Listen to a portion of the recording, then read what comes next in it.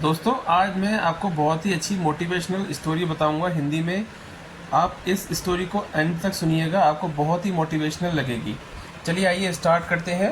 दोस्तों क्या होता है, एक किसान को अपने खेत में एक घायल बाज का बच्चा मिलता है। दयालु किसान उसे अपने घर ले आता है। उसके घावों की मरहम पट्टी करके वह उसे अपनी मुर्गियों के बाड़े में छोड़ देता है।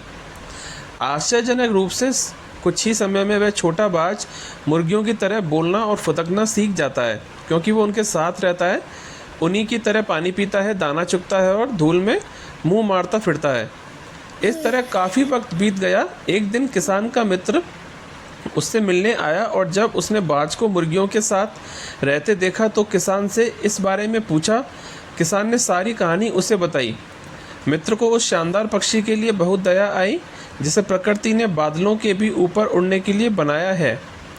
एक शक्तिशाली पक्षी इस तरह धूल में मुंह मारते हुए फुदक रहा है, ये उसे बिल्कुल समझ में नहीं आ रहा था। किसान के मित्र ने बाज को उठाया और उसे उड़ान भरने के लिए हवा में उछाल दिया। उसने सोचा कि इसको हवा में उछालूंगा तो ये अपने पंख फैलाएगा और हवा में उड़ जाएगा ये। लेकिन बेचारा पक्षी कभी उड़ा ही नहीं था, धड़ाम से ज़मीन पर आ गिरा, क्योंकि उसने ऐसा काम कभी पहले किया ही नहीं था। उसको मालूम ही नहीं था कि वो उड़ भी सकता है हवा में। अब वह इस बाज को लेकर खलिहान की चोटी पर चढ़ा और उसे उड़ने के लिए फिर हवा में उछाला। भ्रमित पक्षी ने आधे अधूरे मन से अपने पंख फड़फड़ाए, पर उड़ नहीं पाया, क्योंकि वो उड़ना जानता ही नहीं था।